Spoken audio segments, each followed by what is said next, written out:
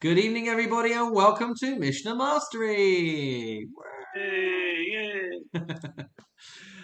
We got a live virtual studio audience to the thousands watching on Zoom and the millions watching on YouTube. Let's get underway with Menachot, chapter 5 and chapter 6. We are going to get the words up for you on the screen. If you are watching on Zoom and it's not a very clear picture, then make me full screen. It will burn your eyes, but at least you'll be able to read the words. So, here we go then with chapter 5. It feels like ages since we last had a Mishnah share. But let's get ourselves underway. Hopefully it will be clear. Hopefully we'll be able to understand some of what we're talking about. I've written down here for my convenience what different volumes are, and that will hopefully help us to keep track of everything. And, oh, have we got someone else? Jeff Rubenstein! Look at that! Guys, this is huge news. there you go. Look at that. Let's wait for him to connect, and then we'll get underway. Good evening. So there you go. He must have been coming back from shul. Welcome, Jeff. Lovely to have you on board. Enjoy your dinner. Okay, chapter 5, Perek Hey. Going to be talking about the processes of various menachot, the side offerings that would have been brought.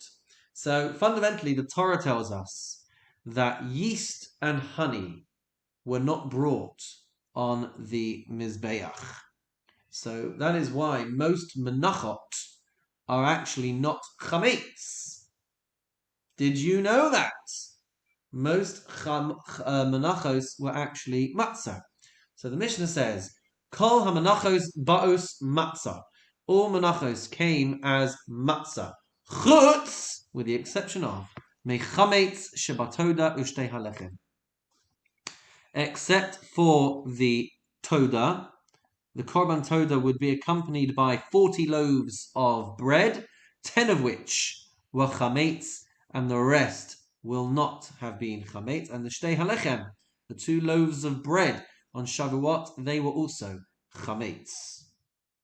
Rabbi Meir says, Sa'or bode lahen mitochan umechamsan. Rabbi Meir says, with regards to the leaven that would be added to the dough to facilitate the leavening of these chametz loaves, that you would separate part of the flour for the menachot from within the mixture, and then what would happen? One separates part of the flour for the meal offerings from within the flour of the meal offerings themselves, causes it to become leaven, and leavens the meal offering. So Rabbi Meir is telling us that what? Rabbi Meir is telling us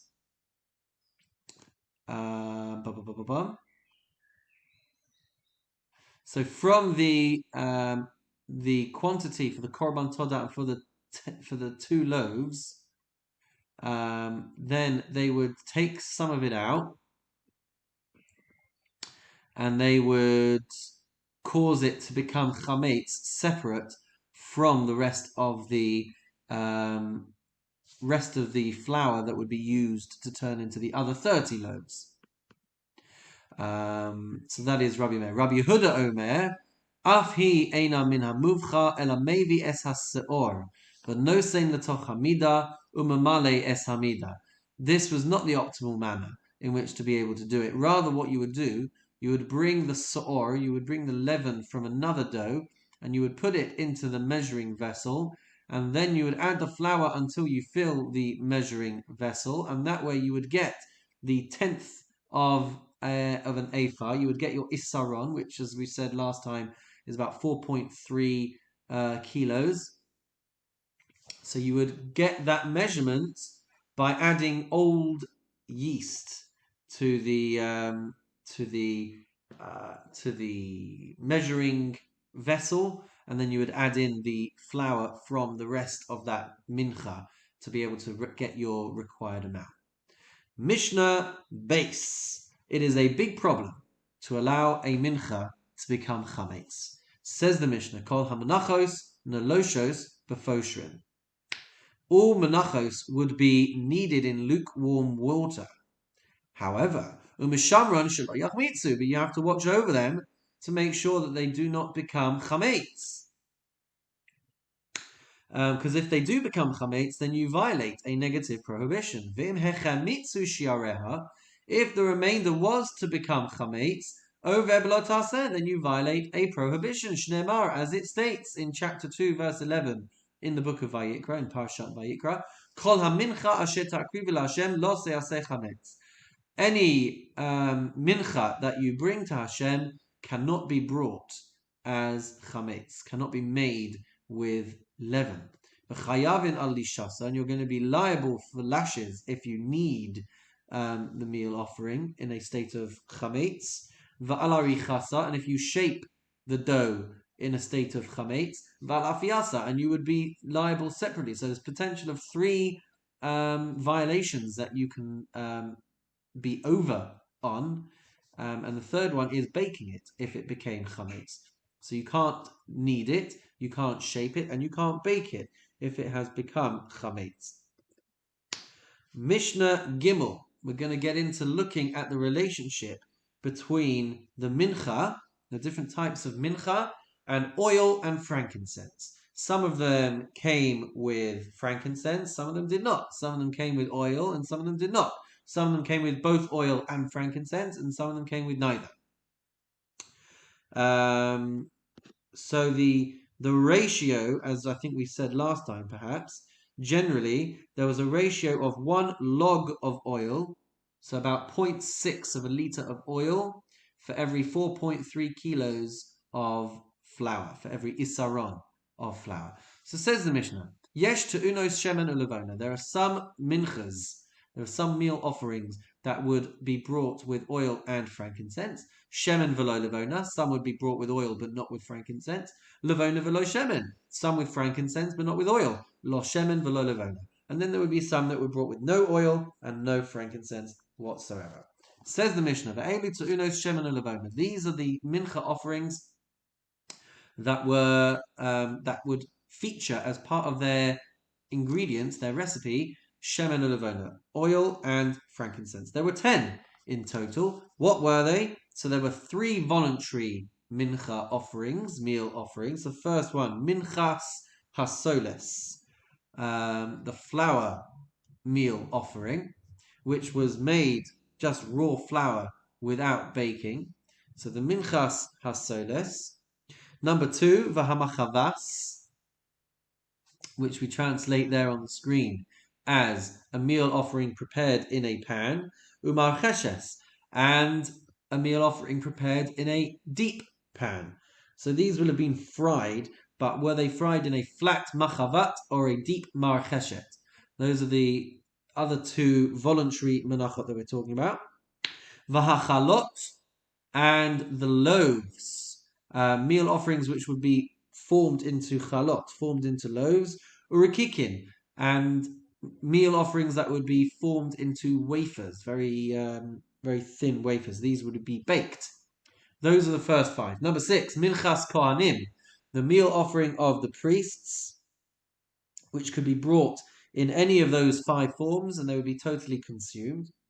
Minchas kohen HaMashiach, and the meal offering brought by the anointed priest, by the Kohen Gadol, essentially, half in the morning and half in the afternoon.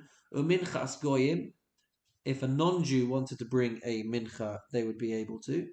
Uminchas nashim, the meal offering of a woman.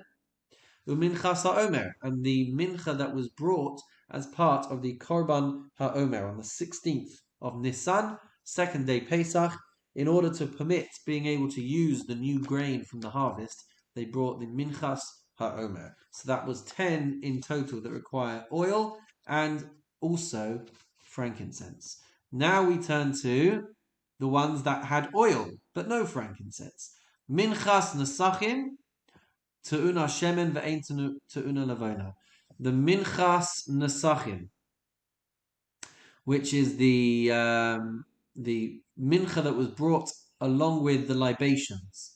So when you brought a korban olah, or you brought a korban shlamim, you would have to bring some side libations, and the mincha for that would come with oil, but would not have frankincense mixed in.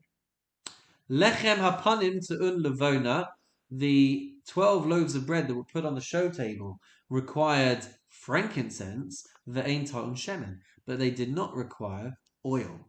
Shtei halechem, the 2 loaves that were brought on Shavuot, minchas chote, or the sin mincha, which is the mincha that would be brought if someone couldn't afford a korban chatas, if I'm not mistaken. Uminchas knaot, the mincha that was brought as part of the sota process. Lo shemen v'lo levona. These would not be brought with oil, and these would not be brought with frankincense. The Torah does not require oil or frankincense to be brought as part of those menachos. It's a lot to take in. It's a lot to absorb. Excuse the pun. But hopefully the way in which we're explaining it is somewhat coherent. Mishnah Dalet. So,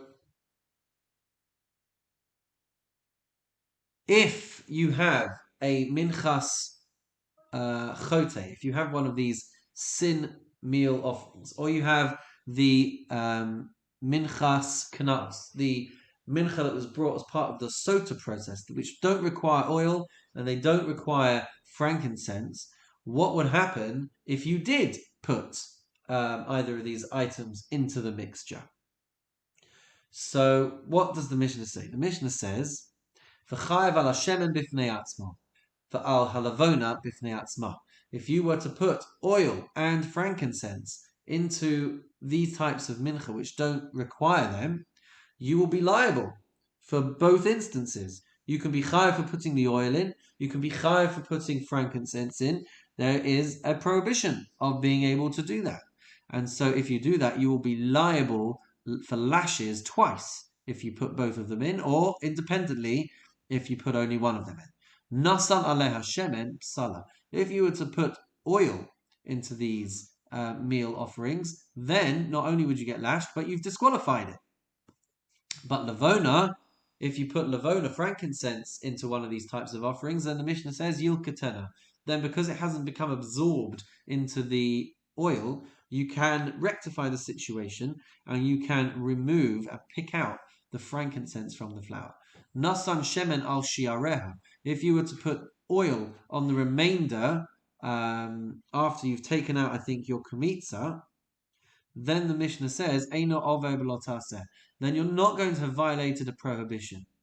You only violate the prohibition if it's before you have processed the mincha. But if it's afterwards, then you've not violated the prohibition. Can't do it, but you're not going to be punished with lashes.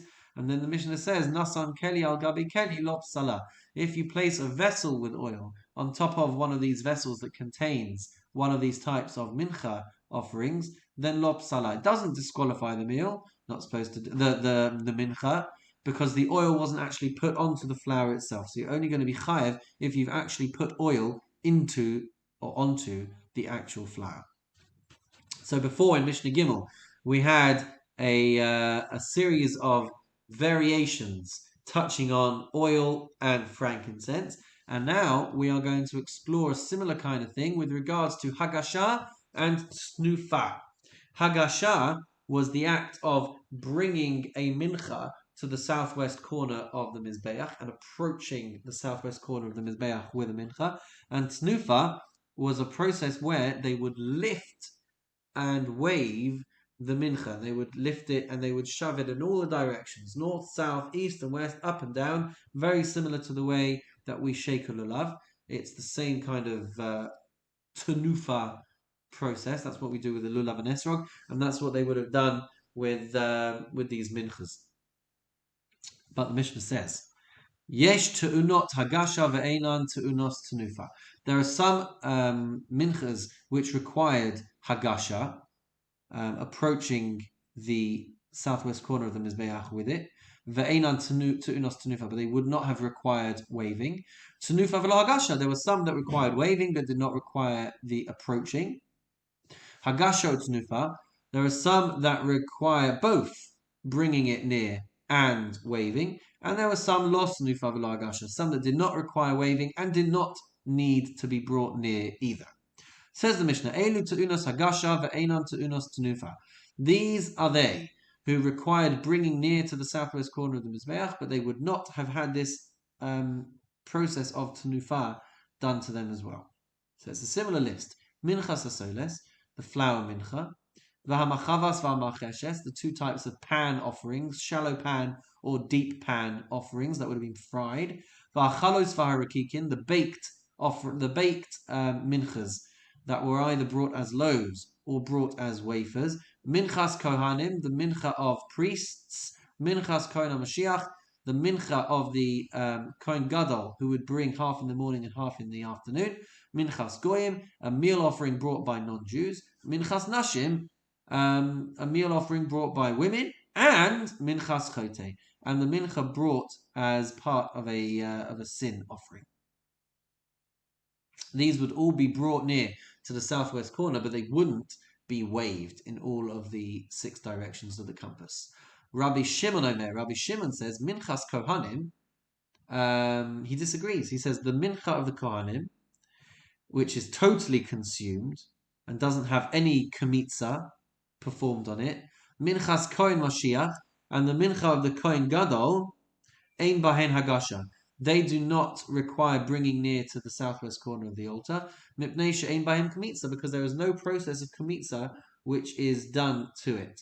Because she'ein bahen kamitza, ein bahen hagasha. Anything that does not have kamitza performed on it does not get brought near to the mizbeach. Whereas the first position holds that you would burn the kamitza and then you would burn the rest, and for that reason they would require hagasha. So that's the machlokes between a Tanna Kama and Rabbi Shimon. Now you know. Mishnah Vav. Elu te'unin tenufa ve'ein te'unin hagasha. These are the mincha offerings that would be waved, but they would not be brought close to the southwest corner of the Mizbeach. They don't really have the same quality as of a mincha as the other things that we have seen. So they don't need hagasha, but the Torah mentions that they need tenufa. So the Mishnah says, Log shemen shel metzora v'ashamo. The log of shemen, 0.6 of a liter of oil, that would be brought by the metzora, by a recovering leper, v'ashamo, and their guilt offering. That would be waved, but it wouldn't be brought near. V'habikurim. And the same with the first fruits, Kedivrei Rabbi Eliezer ben Yaakov, in accordance with the statement of Rabbi Eliezer ben Yaakov. So these would be waved, but they wouldn't have hagasha performed on them. There were also parts of the shlamim that would be waved, but wouldn't be brought near to the mizbeach. So the Mishnah says, "Ve'ein murei shalmei yachid," the limbs of a private peace offering, of an individual peace offering, v'chazeh v'shok shelahen, and the chest and the thigh of these animals, these would all be waved, but wouldn't be brought. So they wouldn't get eaten. They'd end up on the mizbeach. So they would get lifted together. The fats and these limbs, they would get lifted together and waved around, and then processed after that. Echad anashim ve'echad nashim. Whether they were peace offerings belonging to men or to women, by Israel and by Jews, of Allah ba'acherim, but not by others. I think, does that mean non-Jews? No, how would it mean non-Jews? It wouldn't mean non-Jews, of course not. What's the acherim?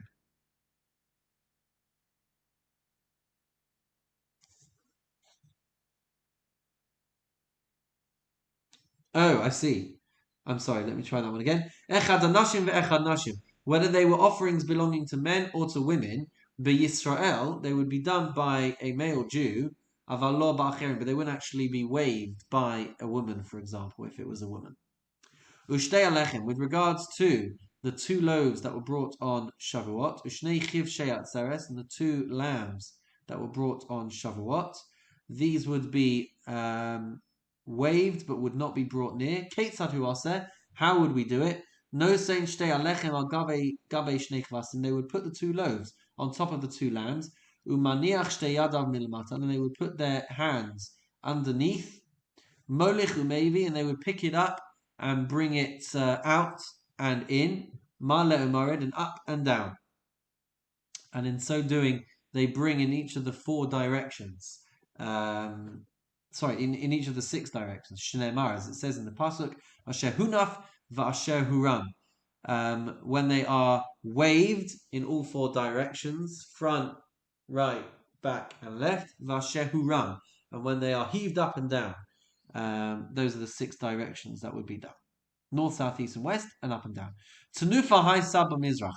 When a person would be doing tanufa, when they would be waving the animal or the mincha, they would do it on the eastern side of the altar. The hagasha b'ma'arav. And when they brought it, when they approached the mizbeach with the mincha, they would bring it to the southwestern corner. Utnufos kodmos lagashos. When it was something that needed to have tanufa and hagasha done to it, you would do tanufa, the waving, before you would do hagasha. Lechem apanim uminchas nechasim.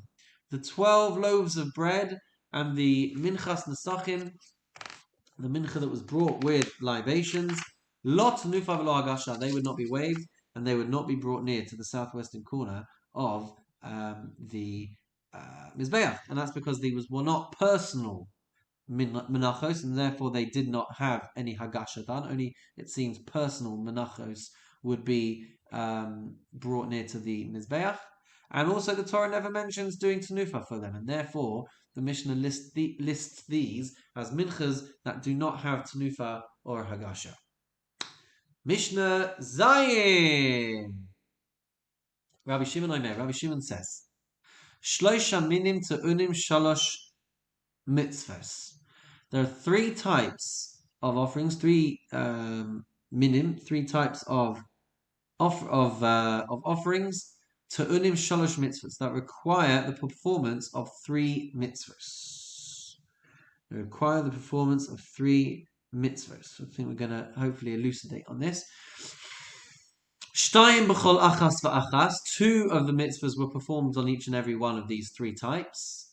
V'hashlishis ein b'hem. The third mitzvah is not performed in their sacrifice. What does this mean? This means that each of these offerings requires two out of the same three mitzvahs, but not necessarily the same two as the others. Okay. Your guess is as good as mine, guys. Let's try and go through this together. Says the Mishnah, Ve'eluhem, these are the three types. Zivchei shalmei yachid, when it comes to a individual peace offering, ve'zivchei shalmei tzibur, and a communal peace offering, ve'ashar mutzora, and the guilt offering of a mutzora.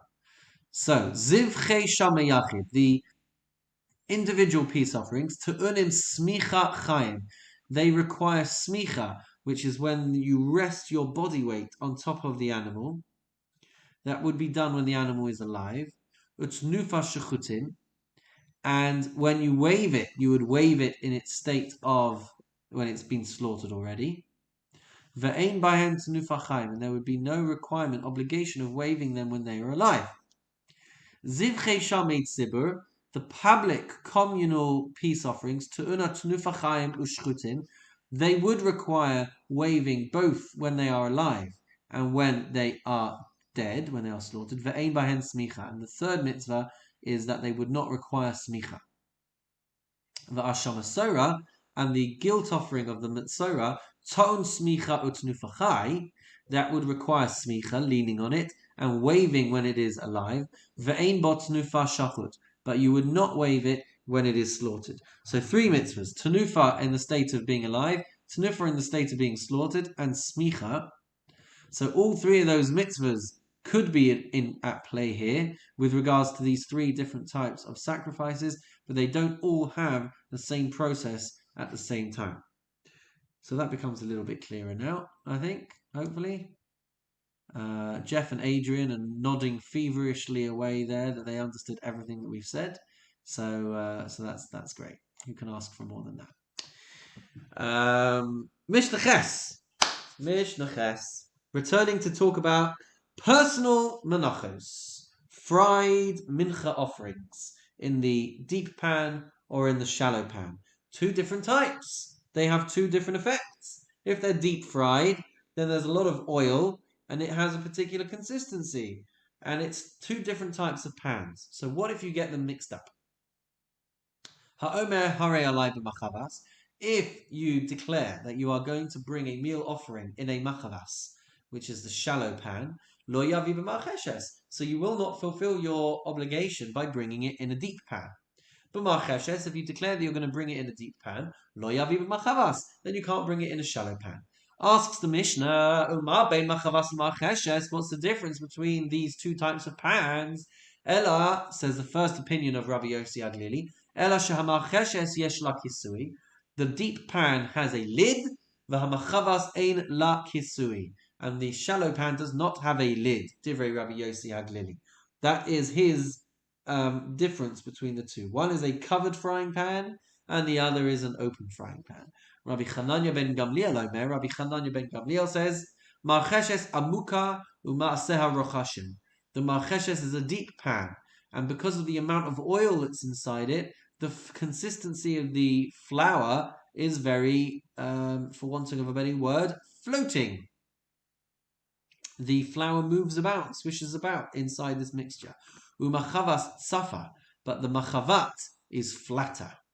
Umaser kashim, and so the consistency of the flour mixture, as a result of having less oil in it, is a much thicker, harder consistency. And so they're two very different types. And if you say that you're going to do one, you can't then go and bring it in the other, because that is not going to fulfill your obligation. And finally, for chapter 5, for tonight, we're on to Mishnah Tes, Mishnah 9. Ha'omer hare alai b'tanur. If you say that you're going to bring a meal offering which should be baked in an oven, right, a tanur, which is big enough for 2 pots, lo yavi ma'afei kupach, then you can't go and bring it and bake it in a small oven. Uma'afei ra'afin, and you can't bake it on top of heated bricks, or it says there on the screen, tiles. Uma'afei yoros ha'arvim, and you wouldn't be allowed to put it in an Arabic baking pit. So if you say that you're going to bring it on a tanur, and it's going to be something that's baked in a tanur, then you have to bring it on those things.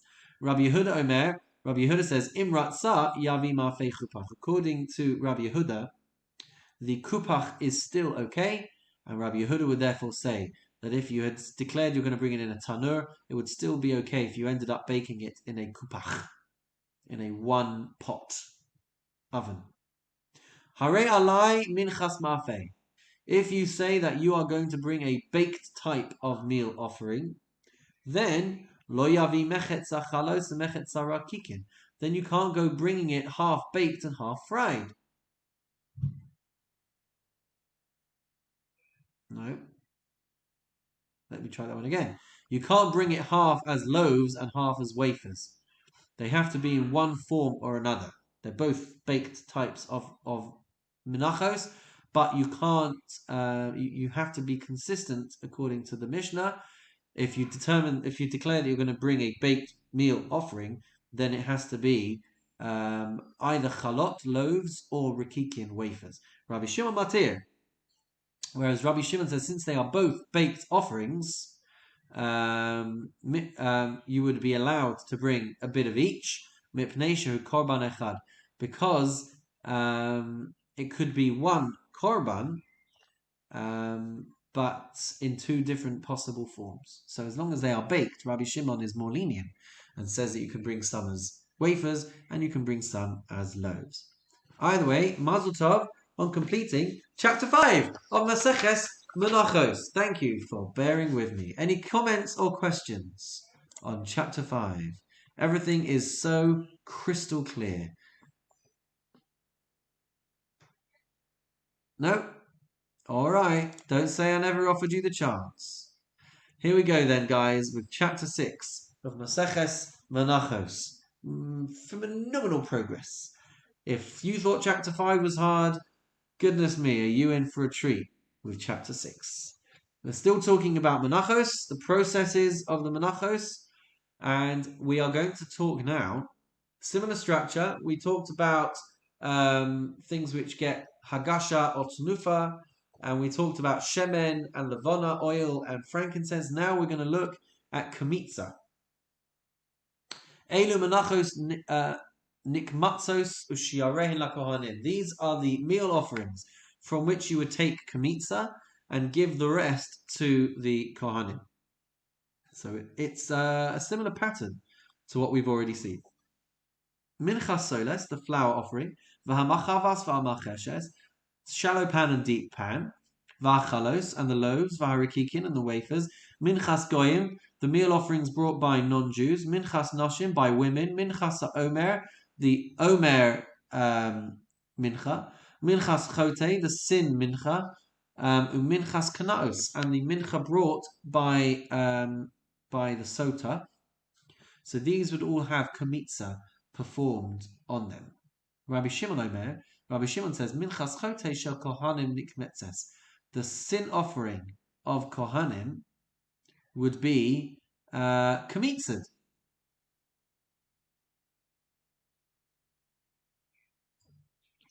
The implication there is that, that's the implication. The implication is that the Tanna Kama, the first position, would not do kamitza for a sin offering brought by a kohen. So the rationale for Rabbi Shimon there, or at least the point that he's trying to make, is that even though you burn both parts of the minchas chote and it's brought by a kohen, Rabbi Shimon would say you still bring kamitza, whereas the Tanna Kama would say you don't. V'hakometz karev la'atzmo, v'hashirayim karevin la'atzman. But the difference is that the handful is sacrificed on the altar, on the Mizbeach by itself, and the remainder is buried by itself. Obviously. Mishnah base. Menachos which have no portion for the Mizbeach, and menachos which have no portion for the Kohanim. Says the Mishnah, Minchas Kohanim, the mincha brought by priests, Minchas Kohen HaMashiach, and the mincha brought by the Kohen Gadol in the morning and the afternoon, Minchas Nesachim, and the mincha that would be brought with libations, La Mizbeach. All of these would go to the Mizbeach, Ve'ein Bahem La Kohanim, and none of it goes to the Kohanim. Bazei Yafeh Koach HaMizbeach Mikoach HaKohanim. In this way, these are examples where the power of the Mizbeach is greater than the power of the Kohanim, because they get the whole mincha, and none of it goes to the Kohanim. Shtei alechem, the 2 loaves on Shavuot, v'lechem apanim, and the 12 loaves of bread each week, la Kohanim. These would go exclusively to the Kohanim. Ve'ein bahem la Mizbeach, and none of it would end up on the Mizbeach. Uvazei yafeh koach ha-Kohanim mikoach ha-Mizbeach. And in those instances, the power of the Kohanim is greater than the power of the altar. Mishnah Gimel. Oh my gosh. What are we going to talk about? We are going to be talking about various menachos which start life in a vessel. Okay. Okie dokie. Let's give this a go, guys. Very, very technical. I don't know if you've noticed this, but this is all very, very technical, and sometimes it's difficult to fully visualize and appreciate everything that we're talking about. However, we are taught that for learning these halachas, even if they are not currently in play, we are getting so much reward as if we have actually brought these. So strap in, guys. We're winning. Mishnah Gimel. Kol ha-menachos ha-na'asos b'kli. All of the meal offerings would be prepared in a vessel, either in a pan or a deep pan. If you've got any of those types of offerings, te'unot shalosh matnos shamen, they would have 3 applications of oil. They would have an application of oil at the stage of yitzika, at belila, umatan shemen bekli kodem la'asiyasan. So for some reason the Mishnah brings it in reverse order. So let's go backwards. Matan shemen bekli kodem la'asiyasan. The first application before you put in the flour, you would put in some oil. Then after you mixed in some flour, you would put more oil in for belila, for mixing it up. And then there'd be another application of oil for yitzika, where you would pour on oil after they have been cooked. Says the Mishnah, Vahachalos bolalan, divrei Rabbi. Rabbi says that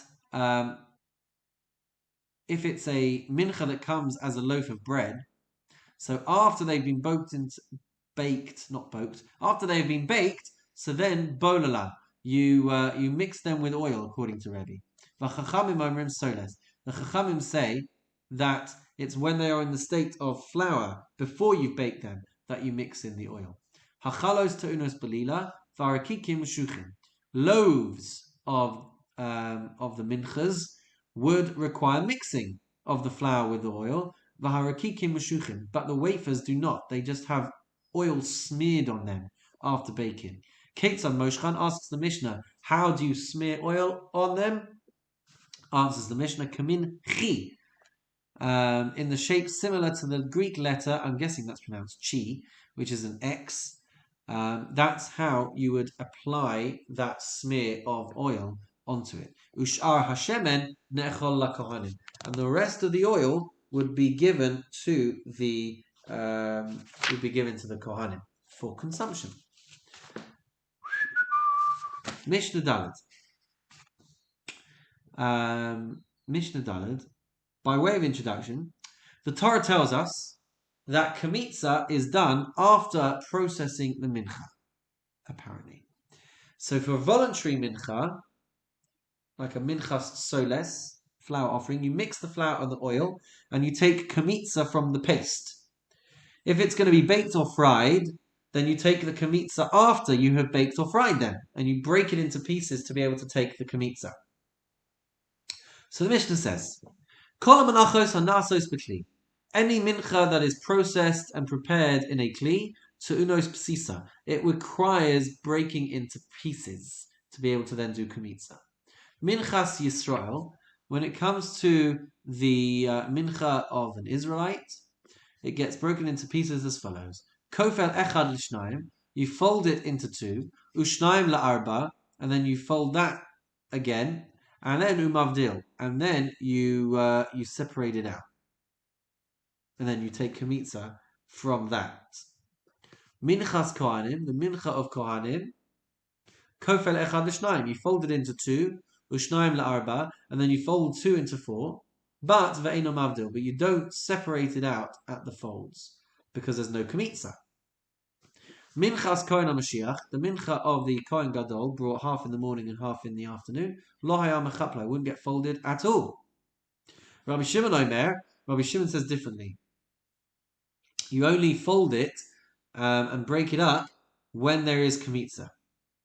So minchas kohanim, the mincha of kohanim, uminchas Kohen Mashiach, and the mincha of the Kohen Gadol, ein bahem sisa. They do not have this process done to them. Because you do not do kamitza to them. And any meal offering that doesn't have kamitza, it doesn't have this breaking into pieces either. For chulan, however, says the Mishnah, anything that does get broken up, chulan kazesim, they should be broken up into olive-sized pieces from which you would then do the kamitza. Mishnah, hey, how do you prepare and clean the wheat? I really was able to visualize this one a bit easier. How does one prepare and clean wheat so that it's ready for grinding to be able to then use as flour for the menachos? Kol ha-menachos te'unos shlosh meos shifa v'chamesh meos be'ita. There was a very elaborate process. Each bit of grain would have to be rubbed 300 times and would have to be pounded 500 times with one's fist or palm. There was a process to this. There would be one shifa, there would be one rubbing process, then two pounding processes, then two more rubbing processes, and then three more pounding processes. So for every 3 times that the grain would be rubbed, it would be pounded 5 times, and they would repeat that 100 times. The reason is that we're trying to get very, very fine, high-quality flour to use in the Beis HaMikdash. V'ashifa v'be'ita b'chitim. The rubbing and the pounding was performed on wheat kernels to be able to remove them from their husks and get them ready for grinding into flour. Rabbi Yossi Omer, Rabbi Yossi says, Af b'batzeik, you would even do the same process after it's already been turned into dough, to have it rubbed and pounded 500 times. Says the Mishnah, Kol ha-menachos ba'os eser eser. All of the meal offerings would come in loaves of 10. Chutz milechem apanim, except for the showbread, where there were 12 loaves. The chavite kohen gadol, or the griddle cake offering of the kohen gadol, which would also be 12 loaves, 6 in the morning and 6 in the evening. Shehem ba'os shtem esrei, because these would be brought as 12, Divrei Rabbi Yehuda. So according to Rabbi Yehuda, all of the loaves would be brought in collections of 10, except for those. Rabbi Meir Omer, kulam ba'os shtem esrei. All loaves would be brought in collections of 12 loaves, chutz mechalas toda, except for the 40 loaves of the Thanksgiving offering, and the 20 loaves v'hanazirus of the Nazir offering, shein baos eser eser, because these would be brought as different types of mincha, be it wafers, be it loaves, whatever it might be. They would be brought in collections of 10. The halacha of 12. No, sorry, those would be brought in collections of 10. Everything else, according to Rabbi Meir, would be brought in collections of 12. The halacha, however, is not like Rabbi Meir, and actually things would be generally brought as 10, as collections of 10, except for the ones that we saw earlier in the Mishnah, the 12 loaves of bread, and the chavite kohen gadol, and also the shtei alechem, which would only be 2. Everything else would be brought in batches of 10.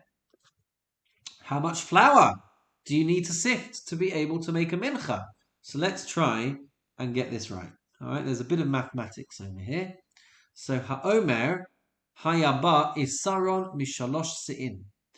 An omer, the korban omer, brought on second day Pesach, would be brought from a isaron, a tenth of an ephah, which we said is about 4.32 kilos.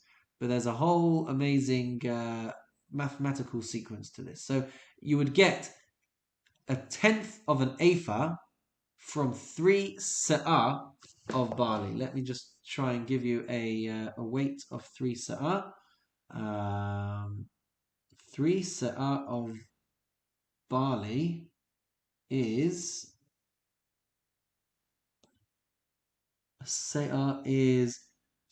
about 14 and a half kilos.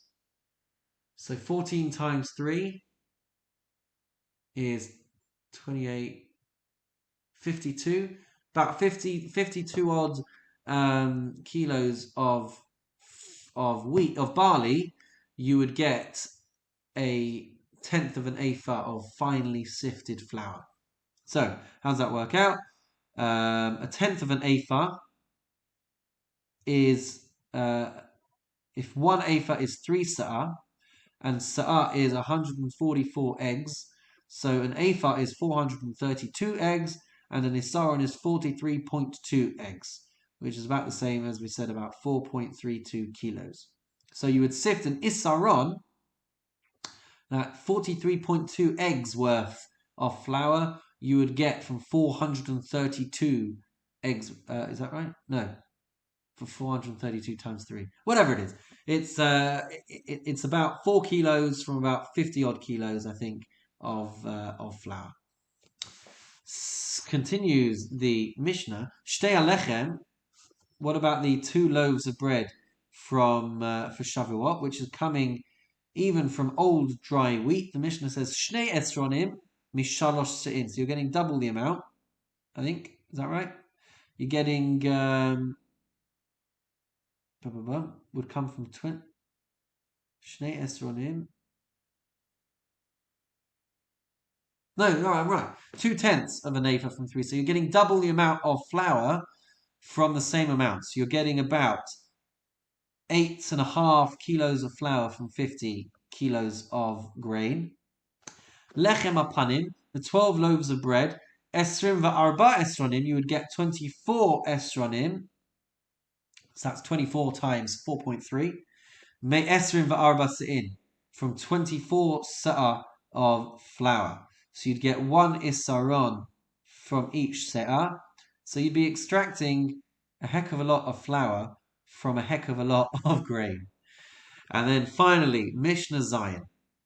How many instruments would they need to be able to extract the flour for these menachos, for public menachos? So the Mishnah says, "Ha'omer the Omer mincha hayamanufa b'shloshes nafar." It would be sifted through 13 sieves, and each of these 13 sifters would have smaller and smaller holes, so that the flour is getting more and more refined as it goes through each of the sifters. The 2 loaves of Shavuot would go through 12 siftings. The lechem apanim, the 12 loaves of bread each and every week. They would be sifted 11 times to get the finest quality flour. Rabbi Shimon says, Lo hayala kitzba. There shouldn't be a limit on how many sifters. Ela soles menupakot sarka hayamevi.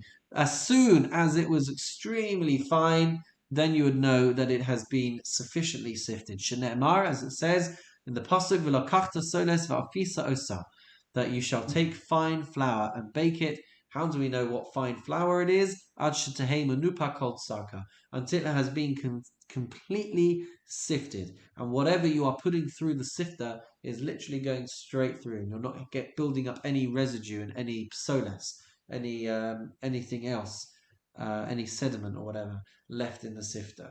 So I think that's just incredible to consider what a refined process it was to be able to bring these things in the Beis HaMikdash. I personally find it fascinating. Whether you do or whether you don't, we have reached the end of chapter 6. So Mazel Tov on completing chapter 6 of Maseches Menachos. And that is all for this week. So join us next time on Mishnah Mastery. But in the meantime, have a wonderful